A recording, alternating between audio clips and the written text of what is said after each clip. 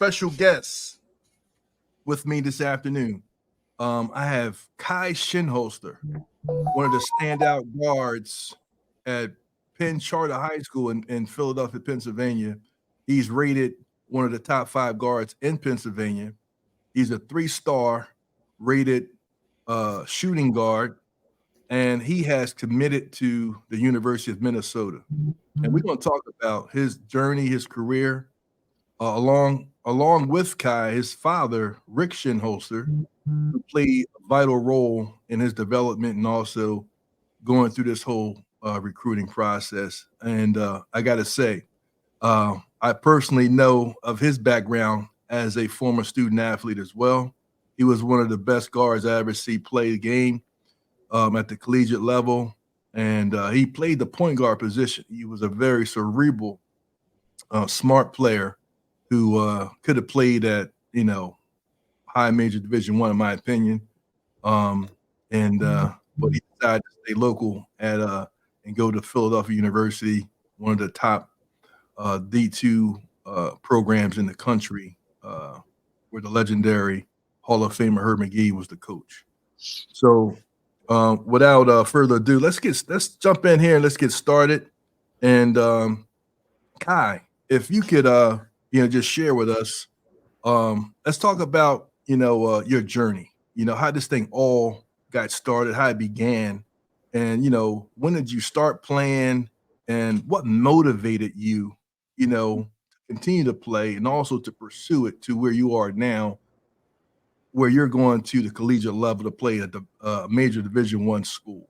Mm-hmm. Yeah, so I started playing like basketball as long as I can remember. Like my earliest days, I was always playing basketball. But some of the earliest basketball that I do remember is playing in my neighborhood around the Logan area, in like the Logan leagues called the GCBL, and Mm-hmm. I was always the youngest kid playing up sometimes 2 grades with my brother and his friends, and I feel like that kind of helped me at a young age to be ahead of my age group a little bit, um, Mm-hmm. and be more advanced as a player. And then Mm-hmm. just constantly sticking with it, constantly chasing my brother, wanting to be better than him, playing him one-on-one almost every single day after school as kids. And that just kind of helped me get where I'm at today. And I feel like it motivated me to pursue basketball at the highest level because it's just something that I've always been doing, and I know like I want to be the best of my ability, and I feel that my dad instilled that in me and my brother to be like great players and just enjoy the game and having fun, and basketball brings me joy, so I just Mm-hmm. continue to have fun with it, and now I am where I'm at. That's awesome, man. So it's like, that you learn to develop a love for the game, and it pretty much is like a safe haven for you. You're just out there, man. It's a place of like, sanctuary where you just go and just, have peace and just, enjoy. Yeah, that's it, man. That's that thing. I know what that is, man, to have that love for the game. That's Yeah. beautiful, man. So, let's talk about the commitment, man, to Minnesota. As I look at all the schools, man, that you had to choose from, and one of the things that I try to convey and say to a lot of student athletes and also parents is one thing to not get recruited, but it's another thing to get recruited by multiple schools. So Mhm. now that's a whole nother side of the decision that you have to make, because now you got to choose between a whole litany of schools, right? So I'm looking at the list: Mississippi State, James Madison, Temple, St. Louis, Boston University, Drexel, Penn, University of Penn, an Ivy League school, Radford, Rhode Island, you know, and then, Minnesota, and you just finally, came down, to the decision to go with Minnesota, man. So, what were some of the factors that led to you choosing, the University of Minnesota? And were there any specific programs or coaches, or any other people that influenced you in making your decision? I feel like the main reasons that I went to Minnesota and also the main people that helped me influence it was my family. I remember right before I made my decision on committing to Minnesota, we all sat in the hotel room together and we had a conversation just like what everyone else thought. And everyone brought their own ideas and what they thought to the table. And one of the things that stood out to me was what my brother said to me. He said, like, at the end of the day, yes, you're playing basketball, but this is your life too. Like, you want to make a good life decision. And I know I was one person that I kind of said it throughout my high school career. Like, I didn't want to stay in the same place for my whole life. I didn't want to go to the same or stay in the same city for college, and then after that, and continue to stay in the same place. So I feel like me going out to Minnesota is a good change for me, especially being able to get out there and witness a whole different part of America and a whole different group of people. And then Mhm. also, like, basketball wise, the coaching staff and the facilities and the players and just the entire vibe of the program just made it a very, very simple decision for me.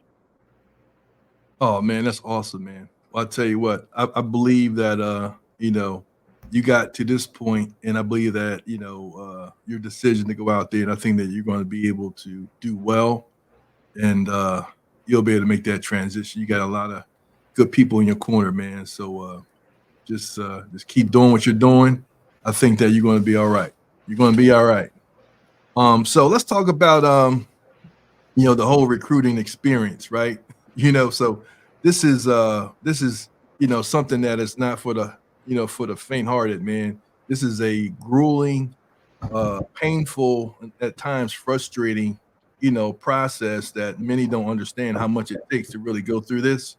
So if you can tell me, your perspective on how did you navigate yourself, through this whole recruitment process, and also if you could tell me what were some of the most important steps that you took, you know what I mean, in order to get noticed, by colleges and universities around the country.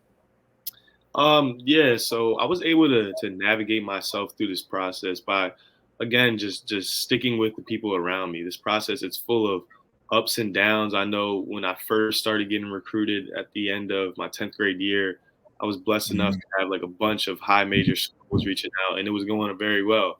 And then it took a dip, and it's you just kind of have to stay open minded and continue to think that the only thing that really matters is how you play, and that if you're truly good enough, you will get noticed. And so just staying open minded and staying with the ones around me, that's how I was able to like stay focused throughout this entire process. And I feel like some of the most important steps for me were um, probably realizing that you have to respond to everyone. And that may seem simple, like, okay, I'm gonna respond to every coach, but especially in the position that I was in, there's a lot of coaches that I don't want to say go unnoticed, but sometimes you don't get a chance to respond to every single coach. But just mhm, maintaining those relationships, because you never know where coaches will be. At one point, it could be a D2 coach, and the next thing you know, they jumped up D1, and now they're at a school that you're interested in. So by mhm. continuing not burning those bridges and continuing maintaining those relationships, I feel like that's a very important step that sometimes people don't remember. Wow. Wow. That's good, man. That's a good perspective, man. Most impressive with you, young man. Yeah, I see great things, man, coming from you, man. I love that response. I love that response. Um, Now we know that everything is not always going to be a bed of roses, right? So Mhm. we know that as we grow and go through things, man, there's going to be some certain, challenges, right? So were there any like obstacles or challenges that you encountered like during this whole period of time? And if there were any, then how did you overcome, those challenges when you were going through this whole recruiting thing? Yeah, so there was definitely challenges. Like I said, the recruiting process is a lot of ups and downs. And going into my junior year, I was getting heavily recruited by a bunch of different schools. I know schools like Marquette, Ohio State, Michigan were reaching out to me. Alabama came to Penn Mhm, Charter to watch me. Like a bunch of high major programs were very interested in me. And then I got hurt at the beginning of beginning of my junior year, and had a rough junior year. And then my recruitment dipped a little bit. I know I went at like some point in the spring, I think like early March, it was like a point where I went almost a month or two without even getting a single text or call from a coach. And mhm. it kind of knocks your confidence a little bit and hurts you a little bit. But I just kept remembering, like, staying with the people around me, continue to play the game that I love, and not really worrying about the entire college process thing. Just worrying about me playing the game I love and having fun with it. And then eventually, by me doing that, the coaches started to come back around. So, it's not always about like where you're at right then, but it's mostly about like where you finish. Got you. Got you. So you were always looking ahead Mhm. and, not worrying, but at the same time, just staying calm, riding the wave and just letting things flow, knowing that things were going to work itself out. Yep. So that's Yep. that's a good perspective. Um, so we know that on the court, that part is kind of like it's settled. We know where we're going. And so now, and I know you still got this is the beginning of your senior year in high school, so you still got that to look forward to and just go out with the biggest bang possible. But just kind of looking ahead a little bit, and once you step foot on the campus of Minnesota University, um, there's still that student athlete, aspect into the transition, right? The bridge you got to cover, got Mhm. to step across. Where academics as a student, okay, now that you're playing on a higher level, major level, in basketball, traveling and so on and so forth, have you thought about or how do you plan, what I mean, to balance academics, responsibility as well as your basketball commitments, once you get there to Minnesota? And I know you've always been a very good student. Mhm. And so you've had good training, but just looking ahead, what are your thoughts once you get to Minnesota, trying to balance that same thing that you've been doing all the way up to this point? Yeah. So my parents, I think they did a great job with instilling like the values in me, like school comes first, student first, and then athlete. And so I feel it won't be that hard of a struggle for me, especially coming from a school like Penn Charter, who's a very um, academic minded school. They Mhm. challenge us to be great students as well as great athletes. So I don't truly believe that I'm a struggle when I go out to Minnesota, and I think I'm going to instill like the same values that Penn Charter and my parents have instilled in me into getting my work done first. Because at the end of the day, the ball stops bouncing at some point, and I know that, and I'm aware of that. So I take my academics very seriously. That's awesome, man. To have that support at home, especially coming from your parents, creating that kind of climate and upbringing, for you and instilling those values, man, because it's so very important. Um, Hmm. Hmm. but at the same time, you still have to, apply it. You know what I mean? They give you the information, they create the climate for you, but you have to apply it. So that was a choice that you made. So kudos to you, man, for making that choice Yes, sir. to Thank listen to your parents and take advantage of that, man, because it's only going to, prepare you for, the next level. And so, with that being said, let's talk about role models and just, inspirations, right? Who's been like your biggest influence or role model, in basketball and also developing as a student and, just kind of helping you to shape, you know, your particular approach, what I mean, as a player, as a person, and as a young man growing into manhood. you. So who are those role models for you? I think my two biggest role models in my life are my dad and my brother. My brother, especially, he helped me like he pretty much almost created who I am today a little bit. He's always been a little bit of more of a hard worker than I have been. He instilled like a good work ethic in me a little bit. Always saying he always knew I was talented enough, but he still instilled a good work ethic, and he kind of helped me understand that even when I was struggling during the recruitment period and not really getting recruited a lot, like he helped me think about how there's more to life than just basketball. He always talks to me about how like, look, this is your life. Yes, you're a basketball Mhm, player. Yes, you're playing at a high level, but in the days, it's still your life, and you want to enjoy your life. And then my mhm, dad just taught me everything I pretty much know on and off the court. So, mhm. having those two men around me just made it easy to find who I am and find my way. And they're definitely some of the biggest role models in my life. That's awesome, man. So kudos to Big Brother and to Pops, man, for being there, and being those role models, man, that you need. Because as you said, basketball is what you do, it's not who you are. You know what I mean? So that's so important. And always remember that. Just put that into your back pocket and remember that always that this is what you do, man. And this is a vehicle that have, brought a lot of joy, relationships, and an opportunity, man, to go and travel and play on a higher level and be among a lot of different people, man, to pour into your life and make connections with. So that's just what you do, man. And you're blessed, in order to be in that position. Um, but I love to hear that, your family and your father, man. For me, I said the same thing. I would get asked who was my hero and who was that man for me, man. And that was my dad, So it's nothing like having a father to be that guy for you and be in your Mhm. corner. Right.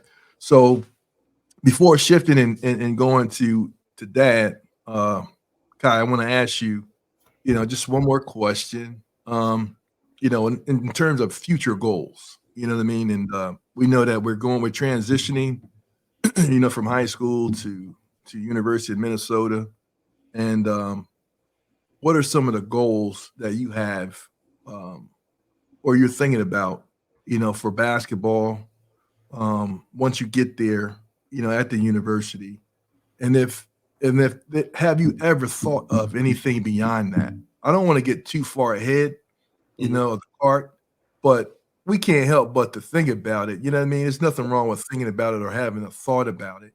Mhm. Um, but what are some of the goals that you already have envisioned in your mind? Let me get through high school, have the greatest senior year ever. Let's crush people Mhm. and get ready for the next level. And then what are the goals? What's next?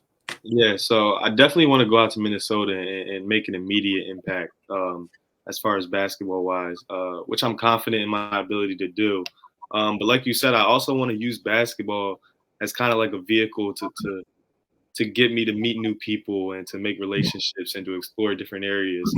Um, and then ultimately, like pretty much every other kid, my goal is to make money with basketball and take it as far as I'm able to be.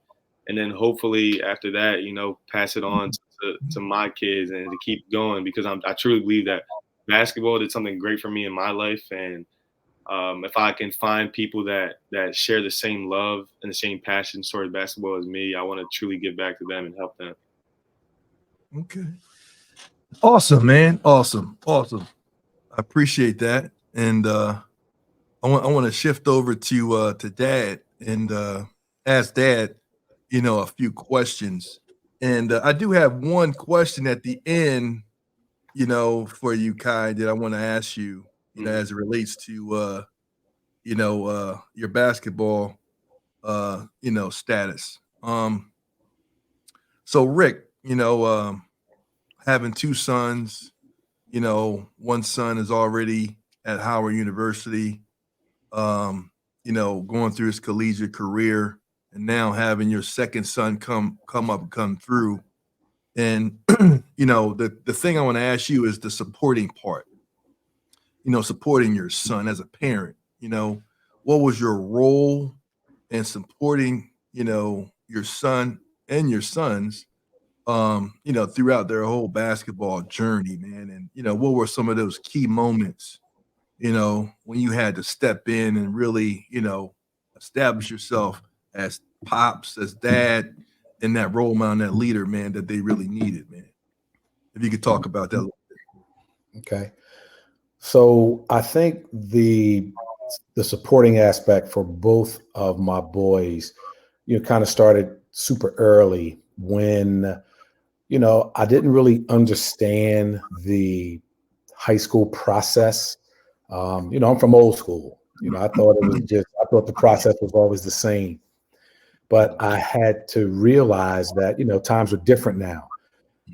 So I wanted to, try to help both my kids, on their long journey and fulfill their dreams of playing hoops. But I also wanted to be in a role where I was the protector. So I wanted to kind of keep them, in the loop as to what's happening and what's going on in the realm of recruiting.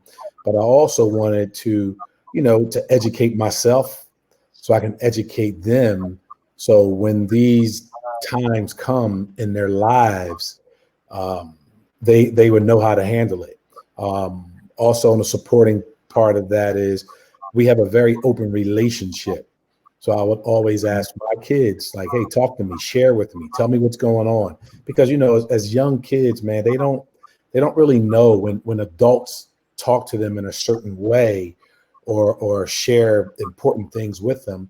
They kind of really don't understand that, So as a father, I had to step in, to support my kids in that way. So they are, so they understand what the other adults are talking about. So that's what where I kind of stepped in. Okay, I got you. Just picking your moments, your times to make sure you step in and give that support where it's needed at. Mm-hmm. Okay, awesome, man. That's really good. That's really good. So, because we're talking about this whole recruiting thing, now that we've heard the perspective of Kai, how as a player and a student coming up, going through that whole process, you as a parent, especially for those parents that may be listening, that's going to be listening to this podcast, this understanding this whole thing. And I know you said you're from old school, a lot of things you didn't understand. But if you can share just your perspective a little bit more on the recruiting process, period, and then what were some of the things that you learned that you didn't expect, beyond what you've already shared, what were some of those things, and your just whole perspective about this whole thing, this day and age, we got so many new things going on now, whether student athletes are playing AAU, their travel ball, their school.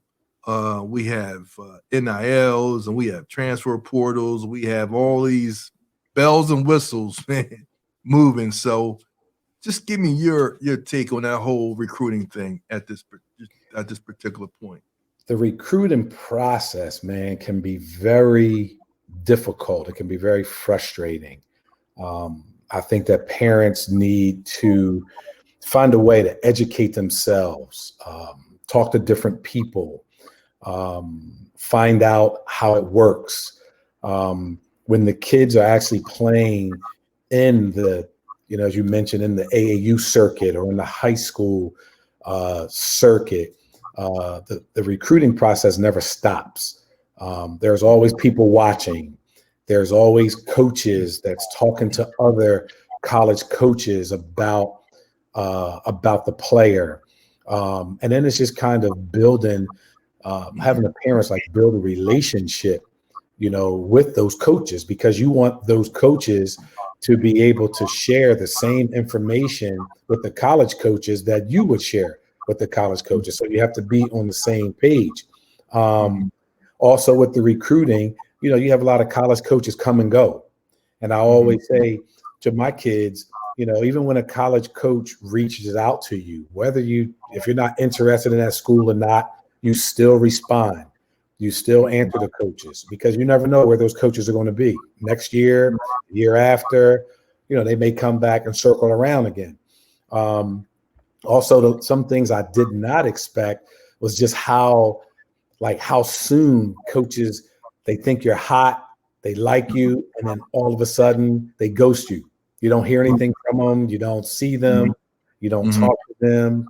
The other thing is, like I said, I'm old school. One thing that I didn't expect a lot of was how the coaches, the college coaches, actually reach out directly to the kids. They don't reach out to the parents. They reach out directly to the kids. So I wanted to make sure that, Kai understood that. So when he would have these conversations with these coaches, I would be present, because I want to hear what the coaches are saying. And I want him to understand, what the coaches are saying as well. So after he's spoken to a number of college coaches, now he's got it, because all the questions are kind of the same. The conversations are kind of the same, so those are the things of just understanding, the recruiting process, as well as some parents need to know where your kid fits, where your level can your kid play at. Some parents just lose that part. But I just think that the recruiting process can be very challenging and difficult, but you have to stay up on it. You have to communicate with people. Right. Okay. That's awesome, man. That's good. That's good, Rick. And just to kind of like piggyback off it a little bit, you said that parents need to really understand and know this process for themselves. So they got to educate themselves. And you mentioned one thing about, always, responding to coaches if they reach out to you, keep open dialogue and communication, right? And you said one thing I thought was very key. You said they need to really learn and understand, realistically where their son or daughter could probably play on what level, right?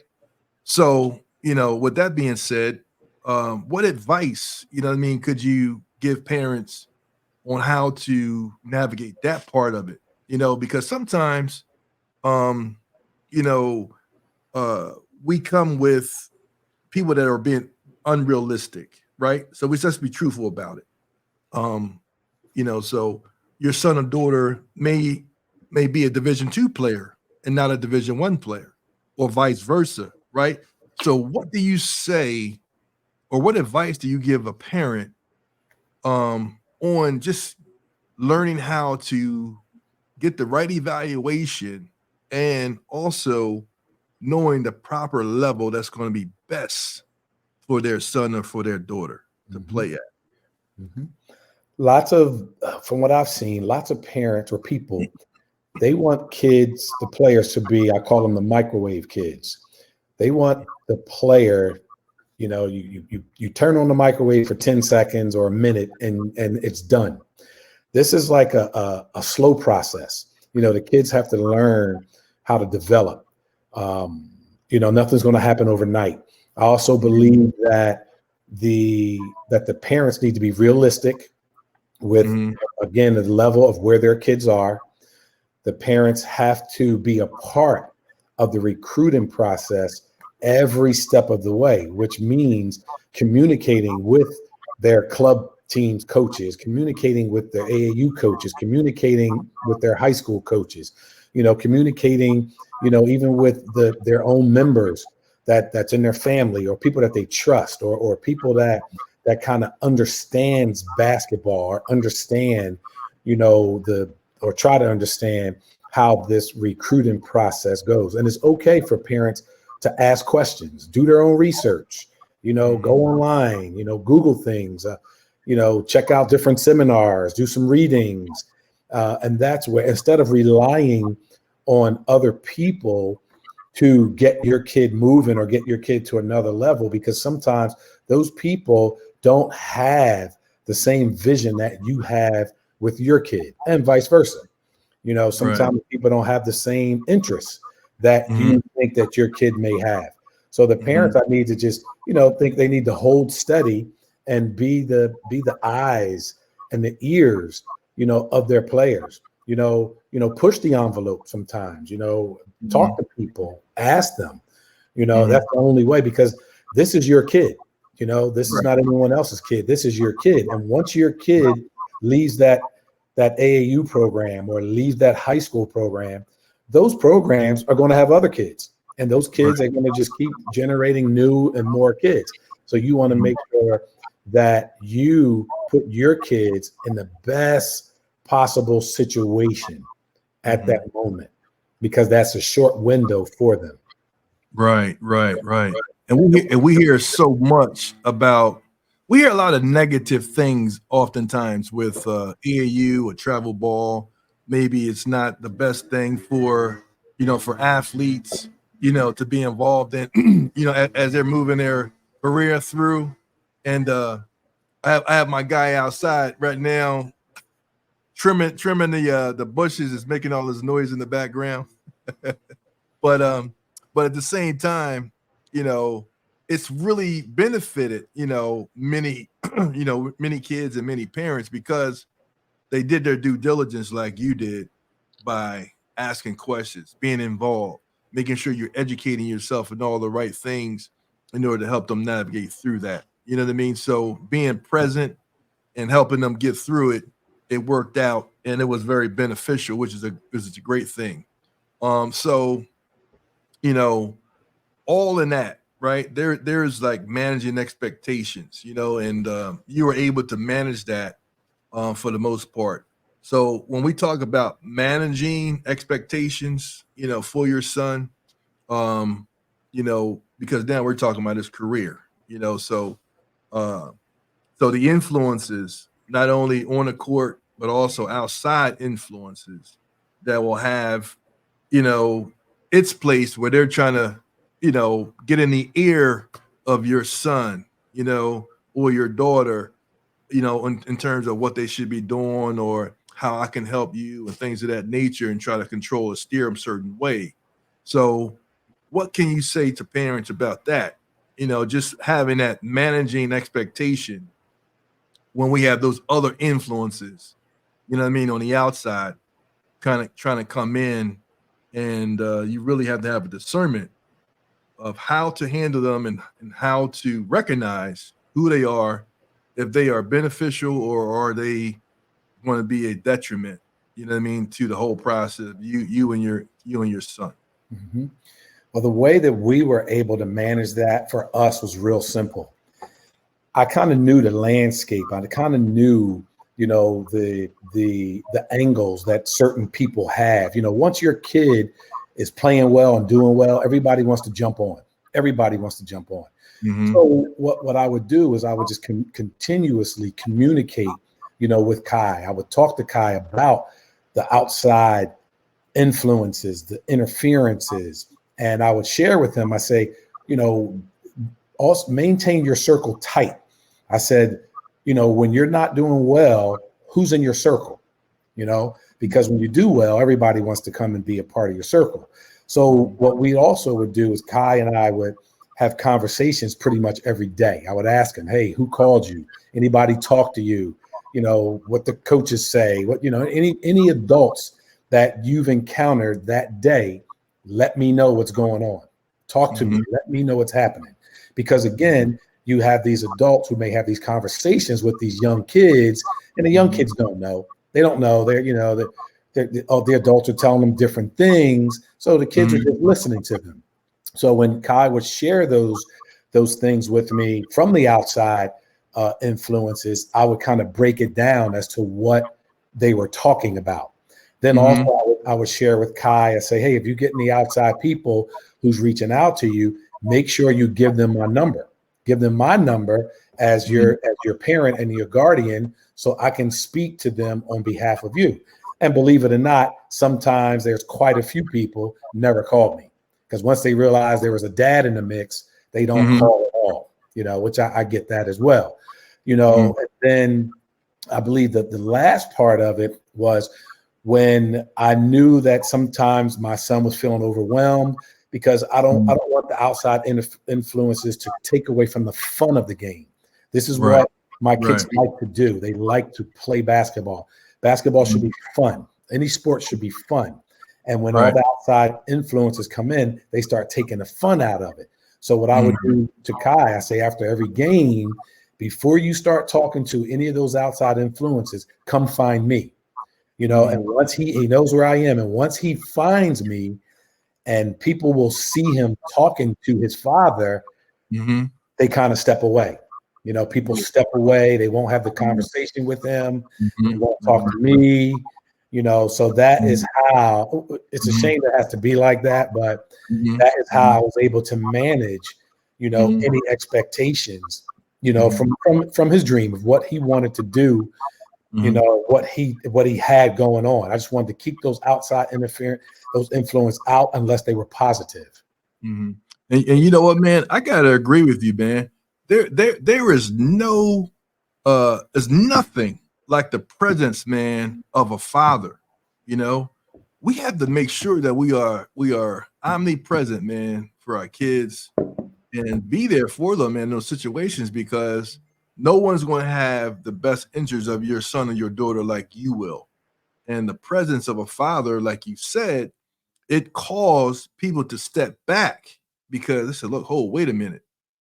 You know, Kai got a father, man, that's present, who understands this process, and we're not just going to be able to barge in and just say or try to do anything, or have certain types of influence, on this particular kid, because his father's right there, man, to check all of that stuff and to help his son. So, kudos to you, my brother, for being there, man, and being a present help, for your son. And when we start looking at the balancing, the support and independence, right? So, you have support for your son and you're there for your son. But at what point, did you just allow him to take ownership, what I mean, of his whole basketball journey? You were there for him when you needed to be, but how did you know and when, when you're trying to give advice to other parents, and it's just advice and they're going to have to make decisions on how they handle their own kid, but what would you tell other parents? You know what I'm saying? Like when do you allow them to take ownership, man, of their basketball journey as well, and let them grow and go through some adverse situations to grow and build character, you know, because that they have to go through certain things without you stepping in, right? Advocating for themselves, right? Just taking ownership too at the same time. So how do you balance that thing? Well, there's a couple things we do. We collectively, as our family, man, we're a very close-knit family. The four of us, we talk about everything, man. We sit down as a family, we sit at the table, we bring up different issues, different things that's happening in our lives, whether it's work, whether it's sports, whether it's school, and we sit down as a family and we talk about it. We process different things. We get everybody's ideas and everybody's opinion. So we've been doing that for such a long time. So that has been the culture of our family. So now when Kai moves on and he's having conversations with these adults or having conversations with his peers, he's already well versed and understand, what's at stake here, or he already understands what's important. He already understands, what's not important. He also understands who has the best interest, in his life and his journey. So that right there for us starts off from the beginning. So when he does have, these type of interviews and when he does speak to adults, this is who he is. He's very, well versed in just navigating, how to take ownership of his own basketball journey based on just the multiple conversations that we have as a family. Okay. So one thing that you said, Rick, that your whole entire family sits down and you guys have effective communication. You have family meetings where you guys bring up every kind of topic and you talk about different things, life scenarios, what's going on with you, what's going on in your life, things you're doing and dealing with day to day. They're telling you, and is an exchange. So if you could say anything to the parents right now that's listening, that's going to be listening, to this broadcast, is what are some of the lessons that was learned, with having that family time and you guys just having effective communication with each other about these kind of scenarios, especially, but also other scenarios that kind of brought a little balance, and it kind of like, I don't know, helped, everybody, so to speak, not only your sons, but also you as parents. So what would you tell parents about that part of it? A lesson. Well, I would share with parents that, you have this family bond. Nothing should be able to break that bond. You put yourself in a situation where, your kids come first. Your family and your kids come first. That's first and foremost. You communicate with each other. Everybody gets on the same page. Everybody is realistic and understanding, what's actually happening, with basketball or with sports period. And the conversation doesn't stop just one conversation. It's ongoing. It's constantly ongoing conversation because, you know, things are changing, things are moving. You know, people may in your family circle may have different ideas and different thoughts, but you keep that within. So then when the outside people come in, when your kid and you as a parent, when you have conversations with the outside people, you're sharing the same message. You guys have the exact same message because you've already, you know, done your due diligence. You've already talked about the important things that's important for you and your family, because some of those outside folks, they may not, you know, look at what's important to you. That might not be important to them, you know. So then you share those things with the outside folks so they can understand where you are, so they can understand what you want. Because I know with a lot of coaches, when I talk to high school coaches, I talk to college coaches, I talk to AAU coaches, they all knew when they approached us, they already knew where we were as a family. Kai's answers would be the same as mine, would be the same as my wife, would be the same as his brother. So we all were on the same accord, which made it easy for us. Awesome. So I'm hoping that for parents that are listening and also student athletes that's listening, that what Rick is saying is that because of the effective and open communication as a family, everyone is on the same page. And by doing that, you know, the expectations are met, and situations are at the point where they know how to handle them, you know, once they come up. So that's huge, man. That's huge. I hope that people can really hear that and understand how to apply that when they're going through this whole process, you know, with their son or their daughter, because it's so important to be on the same page. And you, in essence, you're protecting each other. You know, you protecting each other's interest, and also keeping that bond together as a unit and as a group and as a family that's tight in that circle. That's beautiful, man. That's awesome, man. So I wanna just like take a look at looking back and a reflection.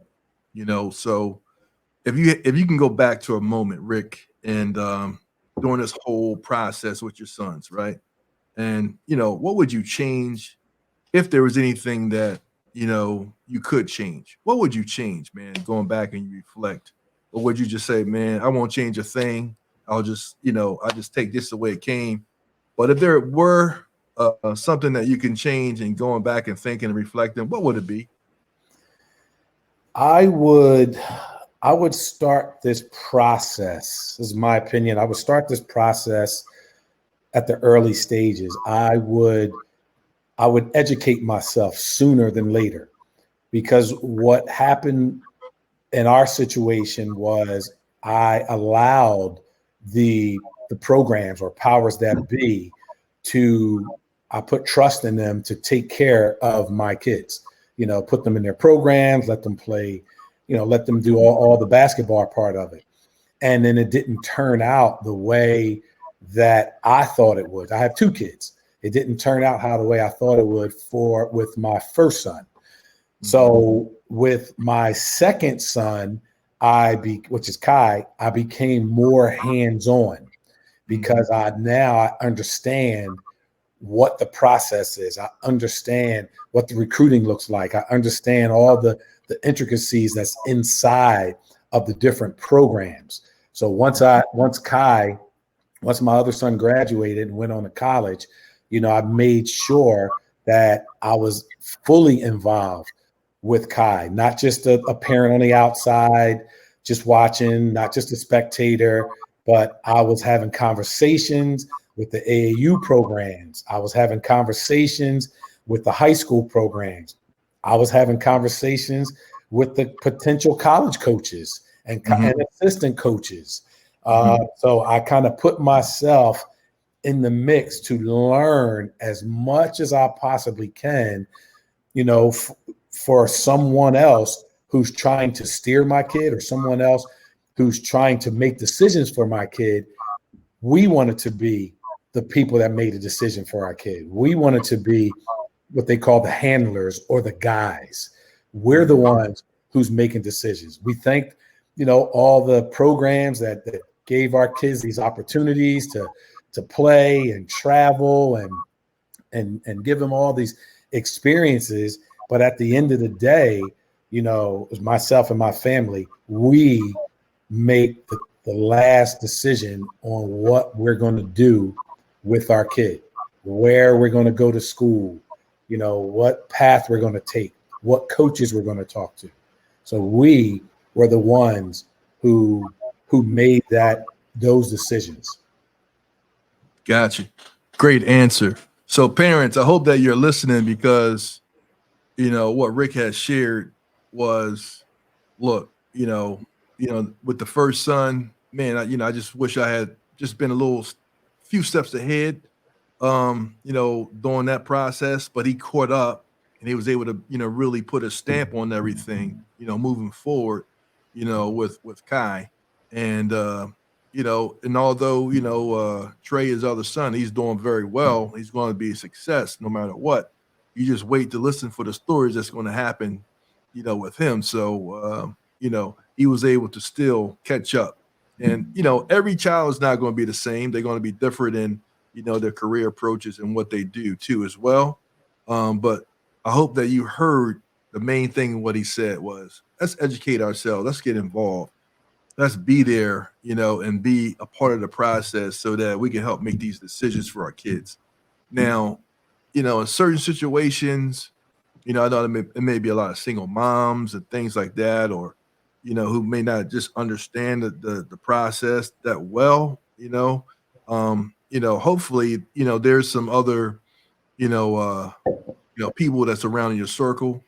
And that's one of the reasons why TGBA was founded and started, to help families navigate through these processes and help them determine and make these best decisions for their sons or their daughters as they're trying to get their names on the radar, face the adversity, and also prevail and become, prospects for colleges and universities all over the country, and, just get to the next level.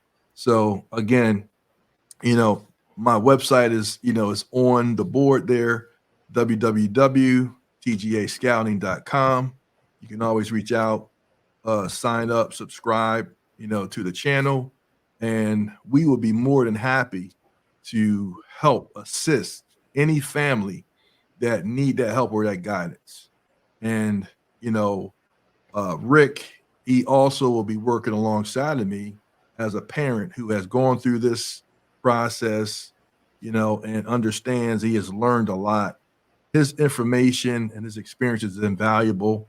So I definitely wanted him to be a part of TGBA because, he just brings so much to the table. He can really help a lot of parents out. So please don't hesitate to reach out to TGBA when it comes to needing that help. Do not hesitate. Your kids, your son or daughter, their career is at stake. And if you're struggling with it, please reach out. We will help you the best way that we can. And we promise that we will give you forthright, the best possible information that's out there. Because we're dealing with these situations day to day, in real life, real time. And this is not, we are very qualified in order to give the advice.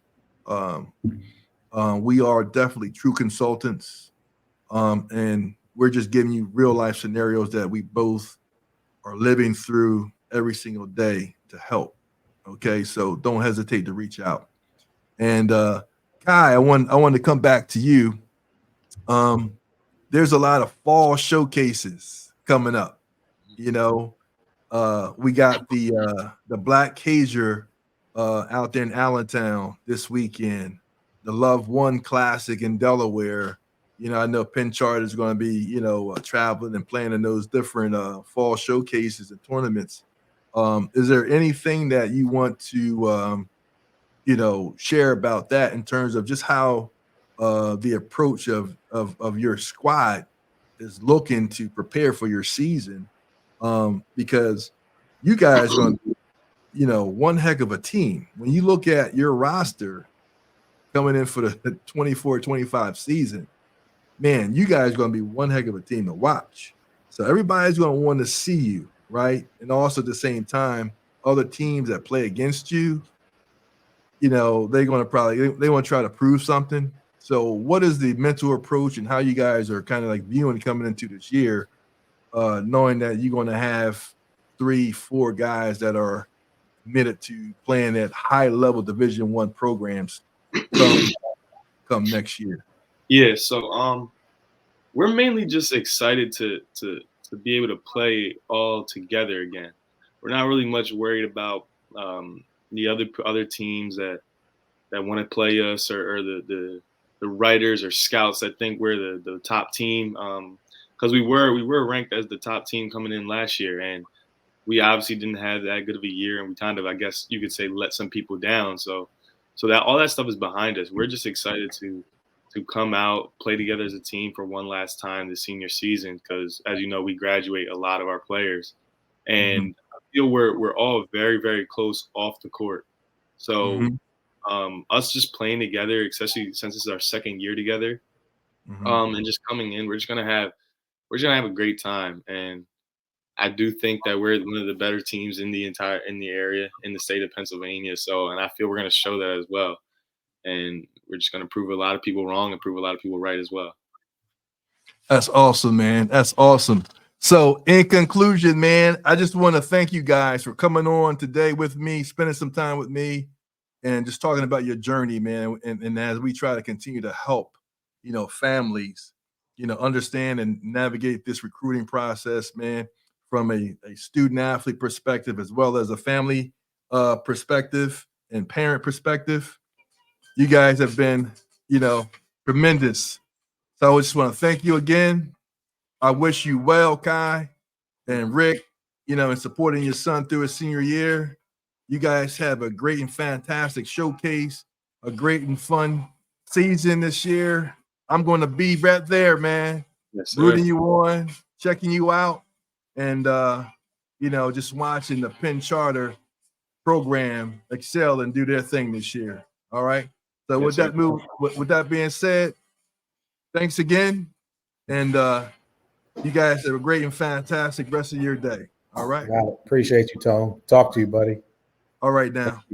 Thank you. All right. All right. Try to end that.